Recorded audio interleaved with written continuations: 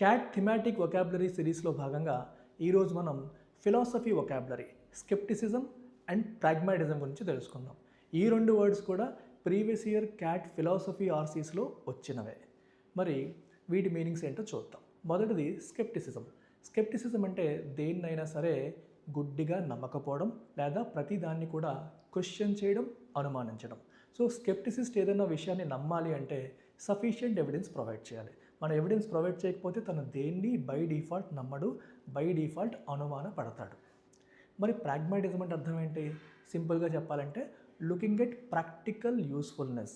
ఏదైనా ఒక థింగ్ కానీ, ఒక ఐడియా కానీ ఏదైనా సరే దాన్ని ప్రాగ్మాటిస్ట్ ఎప్పుడు అప్రిషియేట్ చేస్తాడంటే అది యూస్ఫుల్, ప్రాక్టికల్ అని భావించినప్పుడు మాత్రమే. అది వినడానికి ఎంత గొప్పగా ఉన్నప్పటికీ అది ప్రాక్టికల్గా వర్కౌట్ అవ్వదు అనుకుంటే ప్రాగ్మాటిస్ట్ దాన్ని బిలీవ్ చేయడు. ఇప్పుడు కొన్ని ఎగ్జాంపుల్స్ చూద్దాం.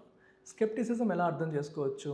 ఫర్ ఎగ్జాంపుల్, ఒక క్యాట్ కోచింగ్ సెంటర్ మీ దగ్గరకు వచ్చి మా దగ్గర జాయిన్ అయితే మీ స్కోర్ డబుల్ అవుతుందని చెప్పింది అనుకోండి. మీరు స్కెప్టిసిజం ఫాలో అయితే మీరు దాన్ని గుడ్డిగా నమ్మరు. నాకు ఎవిడెన్స్ చూపించండి, ఇంతకుముందు ఎవరి స్కోర్స్ అయినా డబుల్ అయ్యాయా అని అడుగుతారు. అదే ప్రాగ్మాటిజంకి ఎగ్జాంపుల్ కూడా చూద్దాం.